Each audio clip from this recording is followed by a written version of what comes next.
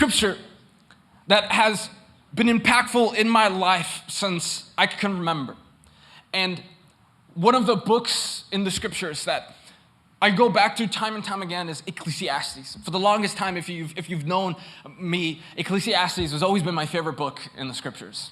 And when I was younger, people would look at me in faith, and people from faith, they would look at me and they would be like, are you depressed? Like, why is Ecclesiastes the book you love so much? Because he's always talking about like the world, and he's kind of jaded, and everything to him is meaningless. And you know, when you're a teenager, you're kind of like in your emo phase, you know what I'm saying? And it's like, of course you like Ecclesiastes. But there's so many beautiful things in these scriptures that contain life and that contain these truths that are undeniable, even if you cannot recognize that they've come from God. They stand so true in our lives.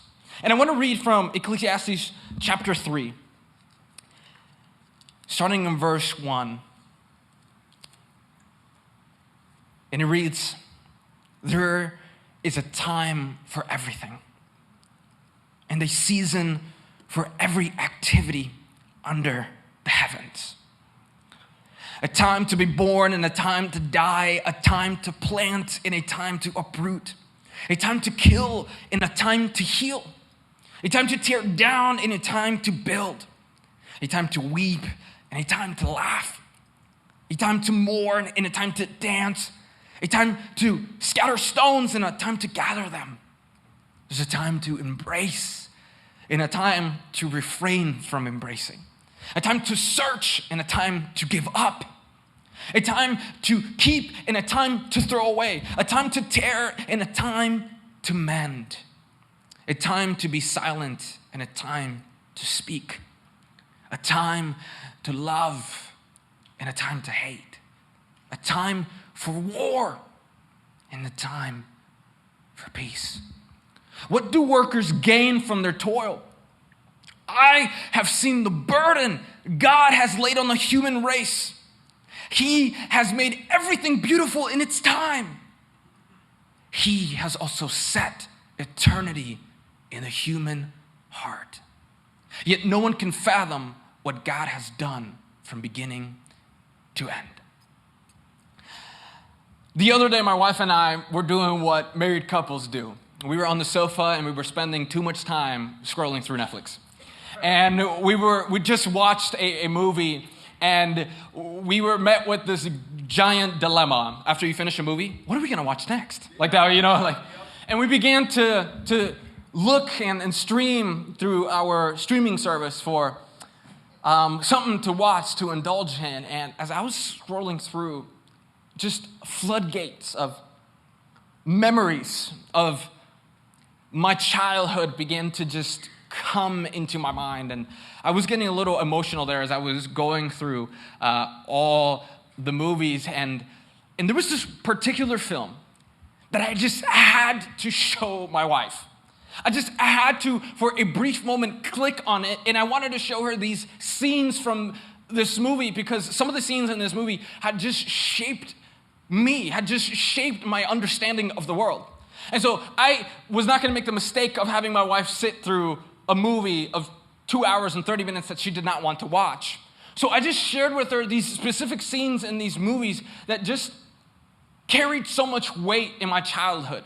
Isn't it interesting how there are music pieces and movies, even literature, that when we look at, that we've read or that we've seen in our past or heard, seem to like teleport us back to that time? And I wanted to share this with her, not so much because I wanted her to like the movie I was watching, although every movie I put on, she ends up liking. I'm a cinema savant, if you will. And but it was more so because I wanted to share with her this moment in my past that was so profound and that had touched me in ways that I really couldn't describe. So I just wanted to show her a couple of the scenes to help her step into my childhood. And when she saw those, she said, "Are you okay?" You know, but the music, the thematic theme, even the gentleman that we were following in the movie, just reminded me so much of me that it was a little scary. So it wasn't so much that I wanted her to like the movie as much as I wanted to share with her this powerful moment. And what I've came to realize is that many of our memories, many of our history, many of your story is actually attached to materialistic and temporal things that have feelings attached to them. And I realized that much like these physical things, like movies, like literature, like music, I began to wonder, it begged the question of how much more powerful are the expressions of God. Expressions of God that are transcendent, beyond the materialistic, beyond the temporal, beyond even our memories. These expressions of God that when they touch our lives, they don't leave an impression of us that is only momentarily, but leave an impression on our lives that changes the course of our life.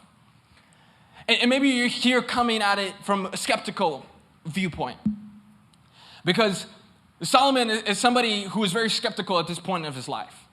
And I honestly invite skeptical people into faith. I love when somebody is skeptical about faith, because it's somebody who is actually struggling to understand who God is. And I've known more and more people who accept what they've been told than what they've learned. And there's a lot of people in the church space that what they know about God is what they heard from someone else, not what they've experienced for their own life. And I think it's really important to allow a room and a space where people can ask questions. And so I love people who ask questions. I love people who are skeptical, because those kinds of people are searching for the truth. And something that happens when you search for the truth is that you will find it, and it will become true to you. And you've got to admit that even if this sounds kind of like an elevated type of thinking, that things that are transcendent, things that seem to go beyond the materialistic, have a big impact in your life. Like, you've got to admit, when somebody is kind to you, even when you were not deserving of kindness, what that did to your life is change the perspective for your life on how you should treat other people.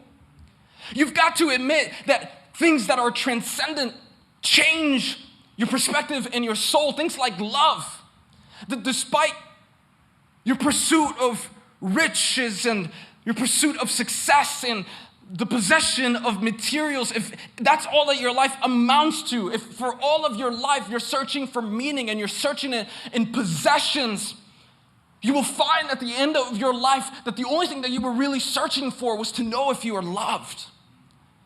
And when you are met with love, when you are changed by love, it touches you and it unravels you from the inside out and changes the core of who we are.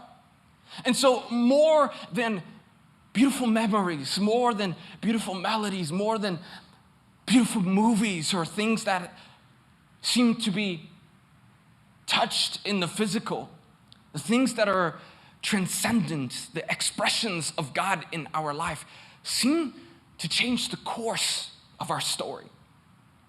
These things like mercy, these things like forgiveness, these things like humility, they touch us in a way that nothing else seems to really quite touch us. You know, I've never really cried because I received something. I've never cried because somebody bought me something. Every single time that I've cried when somebody bought me something, it wasn't because they bought me something. It's because of the sacrifice that they made, of the love, of the consideration that they had behind what they've given me. And I've been married for some time now. And I have had the same girlfriend forever. And what I realized about my wife, which I didn't understand initially because I'm a dude, was why things that were materialistic mattered so much to her. I always thought it was like, girl, why you care so much about the materialistic? Girl, why you care about the gift? Girl, why you care about the movie, the date? You telling me I got to put effort into this moment? Like, what the heck? And if we're honest, most guys are that way. But then I realized something, that my wife wasn't looking for a materialistic experience with me. She was looking for something that was deeper, a deeper connection that she could have with me. Because what actually moves our soul is not the possessions that we can gain or the materials that we can have. It's actually the relational aspect, a connection, something that's transcendent like love. And that's why today I want to talk about choosing your time wisely. Because every minute that you are alive is a minute that you have less. Because every minute that you are alive is a minute that is valuable.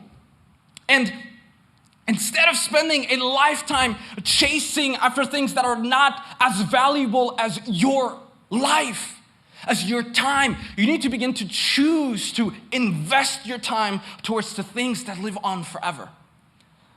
So I want to embark in this journey, and I don't want to take too long this week. And just for reference, this is our third week in the series, and we've touched on so many powerful topics that I really do invite you to go back and look at, which will kind of give you insight into why we've landed here today. But step with me in this moment, because this is so important. I think we undervalue our life. I really do think that we undervalue how special our days on earth are. And sometimes it takes things like having a child to remind us that life is precious and short. And a lot of us here are very young. I took a survey the other day of the average age of our group, and in total we're about like 40. Just today everybody decided to celebrate their mom for some reason, but no. But our average age, this might shock you, is like 27 years old. And and the reason is it could have been 24, but for some reason it's 27. No, just kidding. The Betos are watching from somewhere around the world right now, kind of shaking their head, you kids. I was saying something. This is what happens when it's improvisational. The average age is so young. And so what can happen so much when you're young is that you don't value the time that you have while you're young. Yeah. And I want us, at whatever age we're at, to be cognizant and aware that every minute that we spend on earth is a minute worth living. Not a minute to waste. Not a minute that goes to things that start and end with us, but things that should live on beyond us. A couple of weeks ago, I was talking to a friend about legacy, and he was like, I'm not thinking about legacy, I was just born. It's just like 20 decades ago, so I'm not really thinking about legacy. But what something is so beautiful about Jesus is that when we take on who Jesus is, we take on his legacy. We take on his characteristics. We take on his mindset, and we decide to continue the revolution of Jesus on earth through our lives. And so sometimes we don't want to make decisions that live on because we're stuck in the temporary mindset. But today I want to awaken your mind and increase your palate to think beyond the current moment that you live in and not be absent of it. So in chapter 3, verse 10, Solomon says these incredibly wise words. I have seen the burden God has laid on the human race. Don't you just hate when like somebody says God has laid a burden on you? You're like, no, God doesn't put any burdens. Well, here you go. I have seen the burden God has laid on the human race. He has made everything beautiful in its time. He has also set eternity in the human heart. So, up front, straight up, it's very obvious what Solomon is trying to tell us here. He's made it clear that we are seemingly trapped in the temporal. That our bodies are like tents, but the content inside of us, our consciousness, as some of you may know it, but in the faith space, our souls are actually not bind to this moment. They're actually connected to something much bigger than what we can see and what we've experienced. And that everything that life offers us that is not transcendent in nature starts and ends. But our souls, that thing inside of you that you can't fully understand or quantify it. It craves for things that are eternal. And that the natural world around us is not the sum total of our existence, but rather a passing through to our true essence. And sometimes what happens in the church space is that we begin to take a nihilistic approach to our life when we realize this. Because we think, well, what's the point of any of this? Like, what's the point of life? I remember the first time I asked myself that question, I was 6 years old. And I blew my dad's mind. Oh, no. You know, my dad touched his stomach, so that's how you know he was nervous. Like we talked about this before, when a man touches his stomach, when he's apologizing or when he's nervous, he doesn't have the answer. He doesn't know what he's going to say. He was like, you're 6 years old. Can you please stop? You know? I remember asking my dad for the first time ever, like, Dad, what's the point of this? And I'll never forget that he couldn't answer anything. All he said is, pursue God and you will find out. And it changed my life forever. But I know a lot of people in faith that have just kind of accepted that this isn't the end, so I'm just not going to do anything with my life. And we've confused this understanding that this time is passing and we're just going to let it pass until we're somewhere in heaven. And our perception of heaven is that it's a bunch of clouds and it's white, but you don't know. You don't really know. I mean, maybe you do. Please let me know what heaven looks like. I think we'll find out one day. But we go in this mindset, right, of I'm going to take a nihilistic approach. Then nothing matters. What's the point of relationships? What's the point of doing this? What's the point of getting old? What's the point of being born? What is all these things? And we can begin to believe the dilemma, the struggle when we've been jaded, or the struggle when we've allowed apathy to take place of empathy in our life, is that we begin to believe that nothing really matters on earth. That since we're built for more than this, then what is even the point? And if that's you, I want to tell you something really profound. You're missing it. You're missing the point, because it might be that you're spending your time on things that do not add to your life, but actually take away from it. If all your life sums up to things that take life from you, then there is no point of living life. But if you attach yourself to things that are transcendent beyond you and that fill you and give you life, then life becomes a life worth living for. Some would even say a life worth dying for. I mean, think about it. It's not like Jesus died so that we would do nothing for the rest of our life. If that was his goal, then it wouldn't require much of us. But the life that was given, the life that died so that we could experience true and honest and beautiful life, is actually the life of Jesus. And often, I think that we've come to this mindset because we've had poor relationships. Anybody ever experienced being part of a bad relationship? Oh, wow, you guys are honest. Just participating. Right here, Pastor. Right now, please pray for me right now. It's happening right now, actually. Please pray for deliverance for the person who is, you blame it on someone else. I hate doing improvisational, but that's just what we got to do, because I love it too, but it's like I forget where I'm at, It's like, go here and here. Anyway, be with me, God, amen. Okay. So when we're part of bad relationships, we kind of just don't want to ever partake in a relationship. Have you noticed that?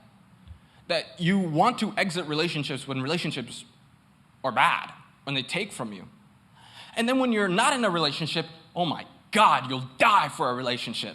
That's the other thing I love about our space. Y'all laughing, bro. That's what I love so much about our space. We have so many single people. The only church in Naples right now that has single people. Honestly, I've been married for 50 years. You're like, oh, hallelujah, praise God. God, do something in my life, please. But it's until we are not in a relationship that we go, I need a relationship. I mean, what is it about us that it's not like we're satisfied with a dog or with food, although if you were to ask some guys, that's enough, a dog and food. But it's like, no, I want more. I want something that for some reason will ignite the fire of my life. And I've often found that the people who have the most nihilistic approach to life are people that have done life with people, and those people have dragged them down and pulled them out of the intention that God has for them. Because they say, what's the point of loving people? What's the point of using my time and investing my time with people if they're going to let me down? And by the way, I think a lot of us, I think a lot of us spend our time with people and relationships that are like plastic. And what I mean by that is that they don't produce anything, manufactured and fake. And it's just for the sake of consuming a relationship, not because it benefits your life. And so often when we've been in poor relationships or when we've felt unloved, there's nothing that hurts more than a father who is disappointed in his son and doesn't show love to his son, right? There's nothing worse than having a heartbreak that it physically makes your body ache because of the heartbreak. And so when we've experienced so many painful things that seem to just destroy our nature, our essence, things that are transcendent, life itself doesn't seem like it's worth living or at least worth continuing. So oftentimes people in these spaces, they can't see the beauty of time, the beauty of seasons, the beauty of the day and the night, because the day and the night is just a reminder that as long as they're alive, they haven't experienced love. So oftentimes people would want to continue the cycle of giving your time to things that are temporary just so that you would have a break from the pain that you're feeling. But it always leads you back at square one, wondering, is there more for life? Is there more in life? And what I've found a lot in the church space is that people have not been given the room to sometimes feel real life. That when people begin to say, like, I'm really struggling with this, that the church says, go pray about it, or we're going to be thinking about you. And really what God is asking us to do is to do life with people. Some of you know this, but house, we are built on the idea of doing life together. That we're not a number, that we're not a check, that we do life with each other. Because when God is involved in our life, we cannot help but love one another. We cannot help but be there for one another. We cannot help but to be merciful, to be kind to one another. And I think that's something that's missing so much in our culture today, is relationships that are authentic. And part of being a relationship, in a relationship that's authentic, is that you experience people who sometimes want to give up. Have you ever met that person? Have you ever been that person? That maybe when you mean about giving up, you mean giving up on looking for the place where you fit, because it just doesn't exist. Or giving up on love because you've just been hurt too much. Or giving up on humility because humility only makes you feel like you're crushed and you're small. And so we begin to give up and we grow in giving up. And I believe that in church we need to allow people to have a space in their time where they feel like giving up. That it's okay to sometimes feel like wondering of the question of, is there more? To give a space of people asking the question and believing and asking themselves, is there such things as love? Sometimes we don't grow in our faith. Sometimes we don't experience the fullness of God because we won't even allow each other to be at the end of ourselves. And God wants us to be at the end of ourselves so that we would understand this, that even though there is a time for everything that is beautiful, there is never a time that God gives up on you. There is never a time where God refuses to love you or to accept you. And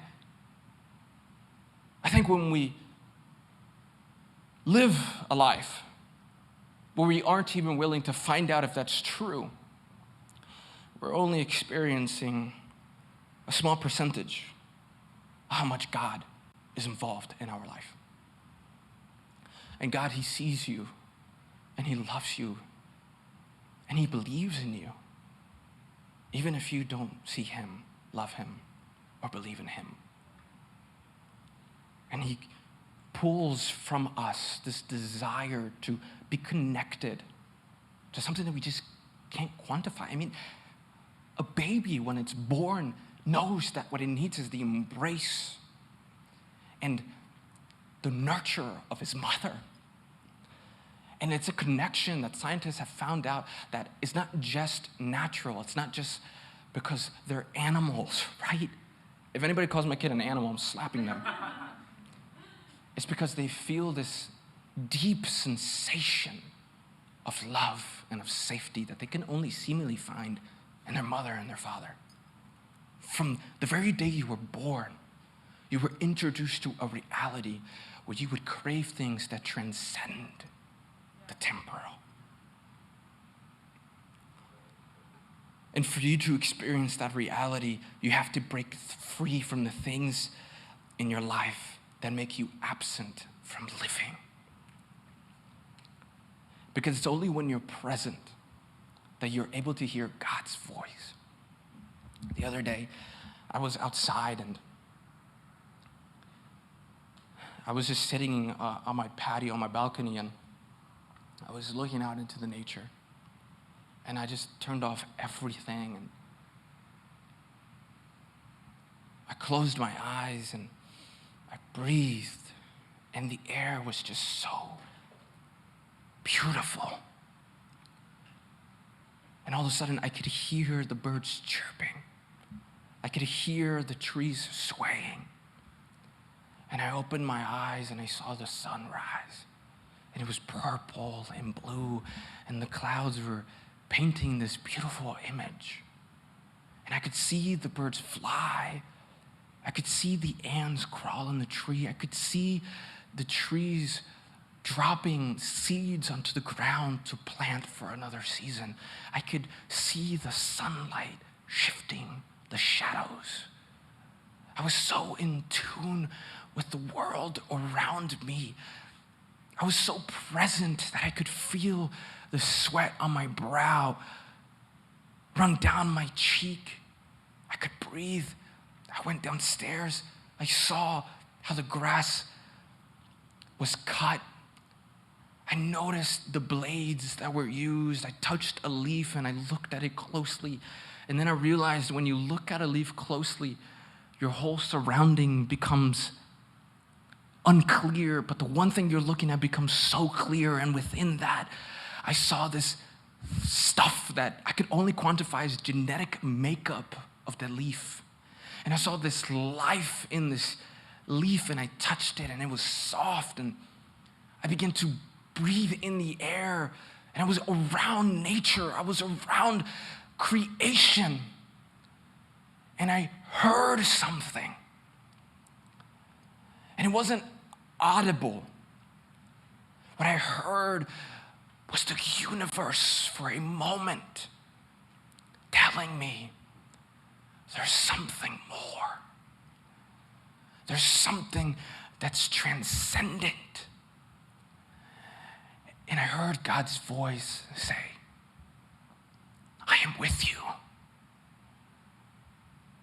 I am with you.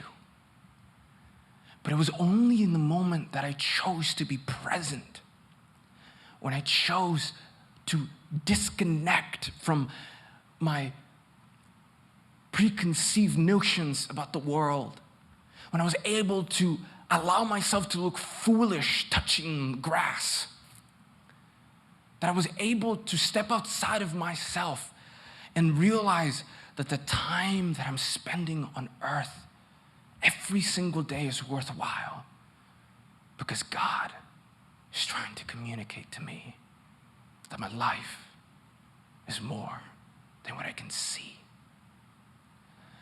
And the biggest thing that we struggle in this generation is that we are absent from the reality in which we were placed. That we can't detect the discomfort of other people because we're too lost in ourselves. That we cannot see the nuances of life because we're so stuck in our own. So you thought this talk was about me scheduling your life. But if you know me for more than 10 minutes, I'm not the teacher type. I'm the let's go take a journey together and figure this out. Because what I've learned is that when I am present in the creation, in the nature, when I am present in my life, I can finally hear the voice of God that I've been desperately wanting to hear. And our biggest dilemma, the biggest dilemma of this generation is that we are so obsessed with social media, that we are so obsessed with other people's opinions, that we are so obsessed with living outside of the present, that it's become our reality. And the reason why we struggle with the most depression, the most anxiety, the most feeling of uncomfort within ourselves is not because God does not exist. It's not because God is distant. It's because we've taken this choice to use our time and use it on things that leave us empty, not that fill us. And it's a choice that we have to make. A choice to say, today I am making the choice that I am going to live a life that is present. Today is the choice that I'm going to live a life that is so much more than just me. See, the reason why you cannot seem to see beyond your pain is because all you are surrounded by, all you can feel, all you can see is your pain. But when you take your pain not to other people, when you don't take your pain to social media, when you take your pain to just you and God, and for a moment, as crazy as it may sound, is just be in creation, you realize that God is saying to you, I want to change you from the inside out. Give me your pain. Because the intention for your life is that you would be present in every moment, connected with the source of life, the eternal life. That's God. And I know, it's like, oh, God, this dude is kind of hippie. I get that all the time. But I'm not. I remember when we were in California, and we were going to the Mosaic conference. We love Mosaic. They are our cousins, essentially. And we went to a park where the Hollywood sign is. And I was there, and man, guys, y'all know I'm not frou-frou, weird, but I was just there, and I was just so present that some of the guys in our team were there with us, and I was in the park, and there was so much life, and I just took a deep breath, and I just heard God speak to me. I can't really describe what it feels like, except that when God speaks, your whole soul feels at peace. And in this moment, I was completely in peace, and I saw these giant, I don't know, trees. I didn't care. I'm not into trees. I don't even want to be outside, really. I know that sounded like I love nature, but I love seeing it and being in it from time to time, but I ain't camping. So I went there, and not that there's anything wrong with camping. I did once, and it was wonderful, but once. And I was there, and I saw the tree, and I just closed my eyes, and I touched the tree. And the team was like, what did we get ourselves into? What is this guy doing?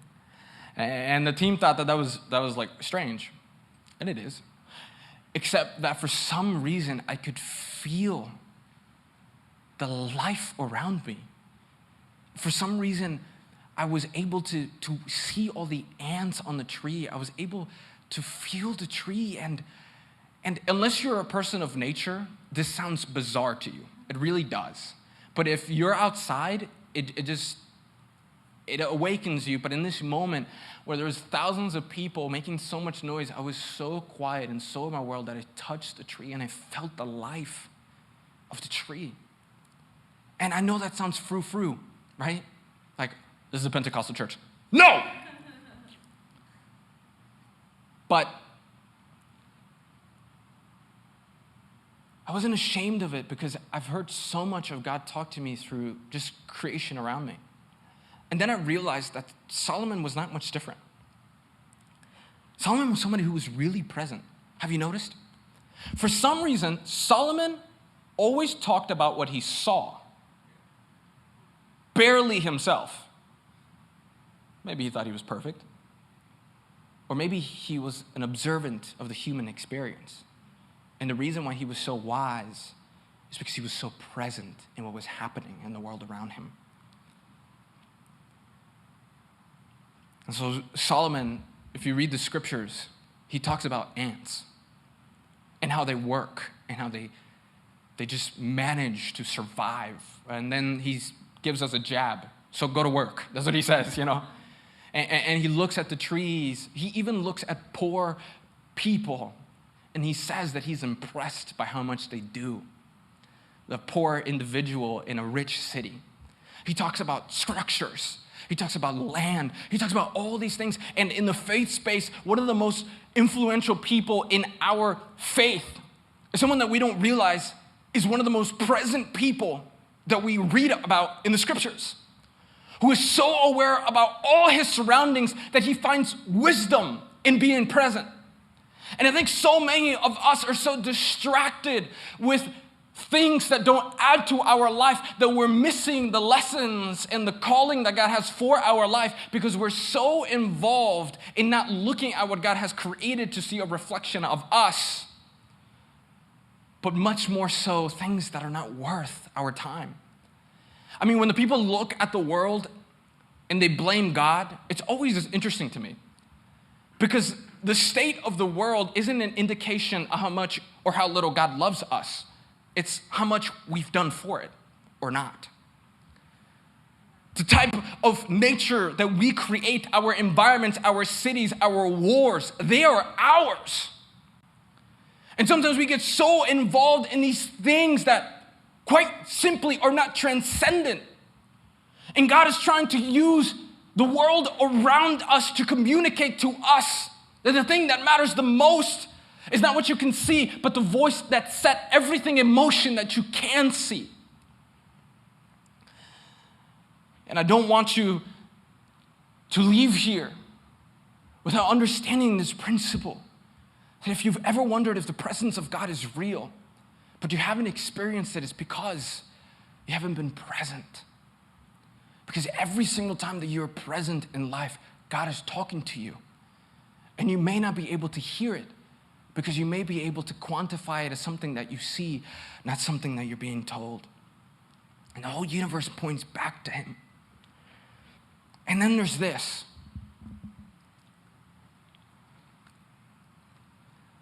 That sometimes we get so caught up in our labor. Sometimes we get so caught up in our work. Sometimes we get so caught up in gaining money and in the hustle of life that we don't take a moment to spend life with people. My parents are getting older. And newsflash, you are now 25 minutes older than you were when we started this conversation. And every minute that you live is flying by. And if you spend the rest of your life building wealth, building notoriety and fame, then your legacy will be what you have, not the people you've touched. You see, I had to make a clear choice when I found out that my wife and I were pregnant. I'm either going to be the most present, loving father who works harder than anyone in any room that I'm at because I have so many hours of work. By the way, this doesn't take a couple minutes to prepare. It takes countless amounts of nights of crying and preparation. And crying because you're terrified because, God, what are you going to do? And he goes, you'll see. Oh my God, no. We'll find out. So I had to make the choice. Am I going to be a father who is absent from my daughter's life? Or am I going to be a father who is completely present in her, hearing the voice of God and also doing the things that God has given us? See, some of us, we think that we only have the capacity for one thing at a time. And God is trying to tell you that you need to expand your capacity, that you need to grow in your understanding, that you need to take on more things and be present in more than just one thing in your life. Because we often think that in order to be rich or successful, which isn't wrong, we have to abandon people. We have to abandon kindness. We have to abandon love. But that's not what God chooses for our life. That's not even what God asked us for. I want to tell you today that you can be both present in your life and in the life of other people.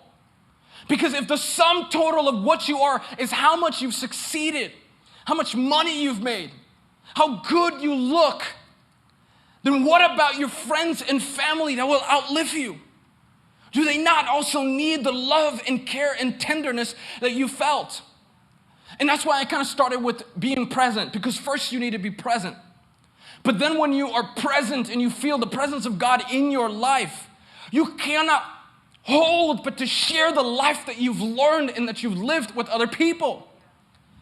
And so many times we want to put this eternal feeling of love and satisfaction on things that end. And God is saying, I want you to transfer love to other people. I want you to transfer generosity and kindness and humility and love and sacrifice to individuals.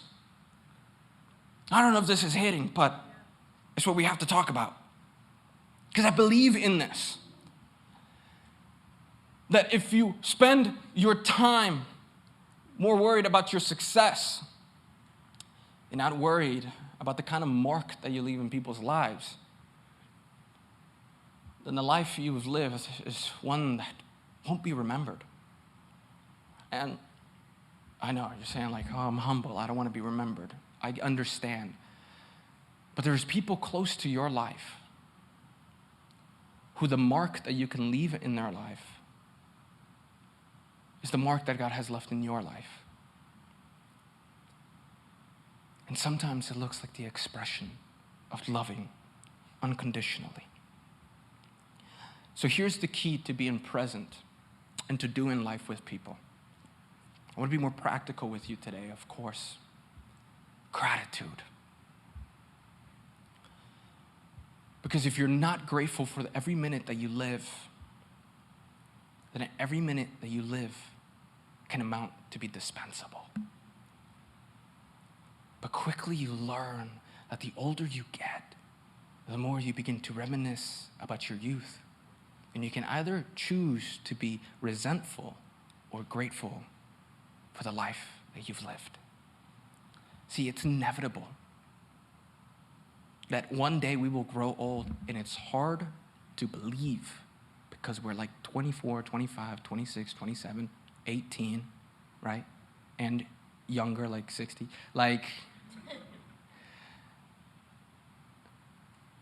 But if you don't count every minute that you have as a gift from God, then you will never experience the fullness of what it means to be present. I love gratitude. And it's hard when you're going through difficult things to be grateful for the difficult things. But how about you begin to be grateful, not for the difficult time, but for the fact that God sustained you throughout that time. See, our mindset begins to change completely and our souls change when gratitude is introduced into our present. I think that when we read Ecclesiastes, we don't get the big picture. The big picture isn't how wise he is. The big picture and the conclusion that Solomon gets to is that your life is worth living for. And that every single day needs to be a declaration of gratitude that God has given you life and intervenes in your life. His conclusion is so many times thought as, well, Solomon says everything is meaningless. But Solomon never said everything is meaningless. Solomon said that everything was temporary. But the things that are eternal is the expressions and the touch and the hand of God in your life. So if you've come to think that your life is meaningless, you have lost the depth and the profound nature of what God thinks about you. Because God does not think your life is meaningless. If God thought your life was meaningless, he would never have given his life for you. And I want to let you know that you are meaningful, that you are loved, that you matter, and that you need to experience these things, but it starts by living outside of ourselves and being present so that we can hear and feel the love that God has for our lives. And I want to end with this.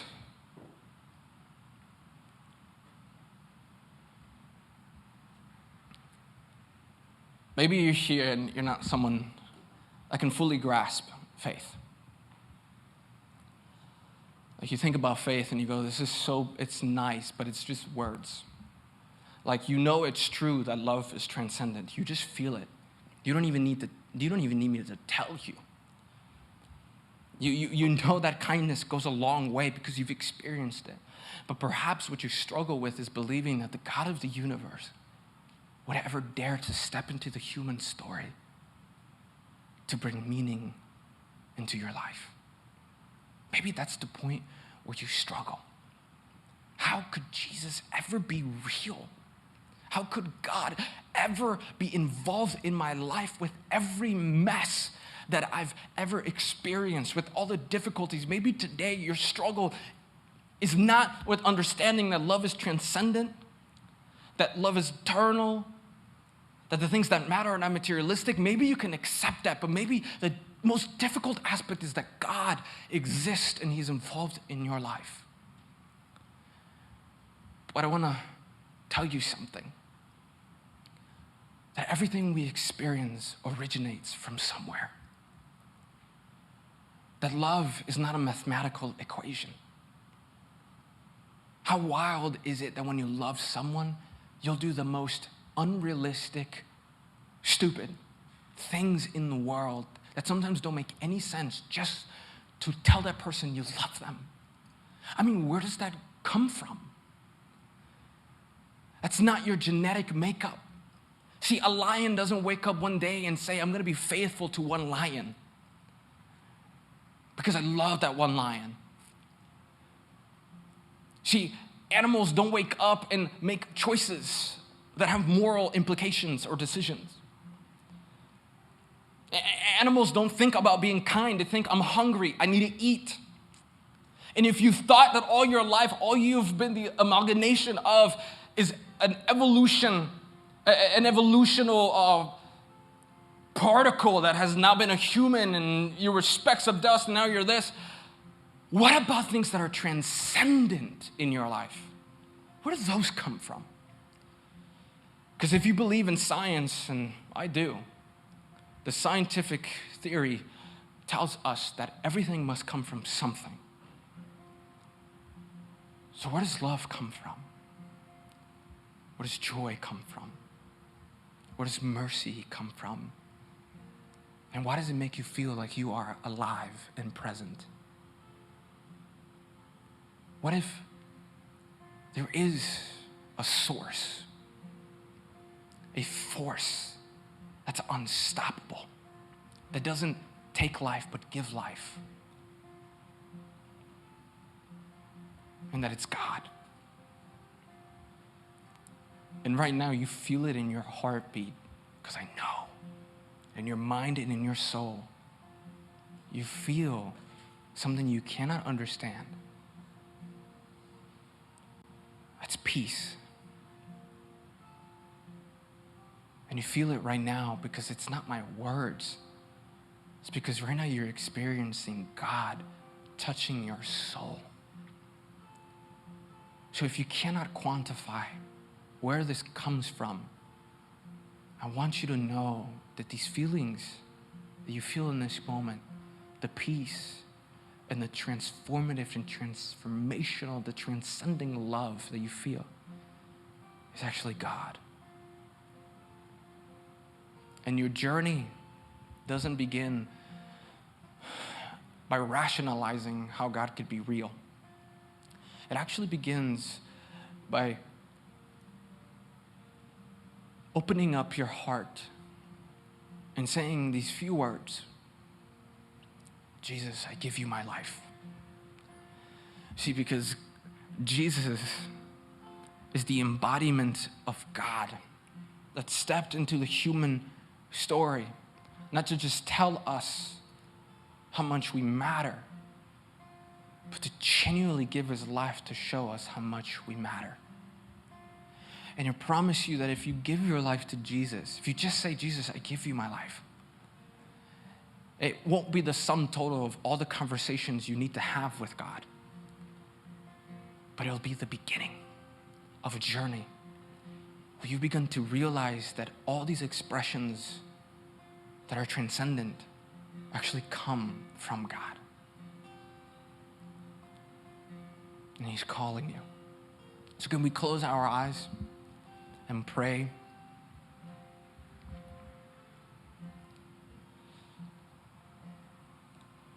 God, not all of us are sure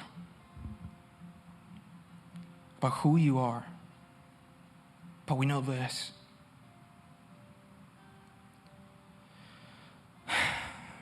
We feel you right now.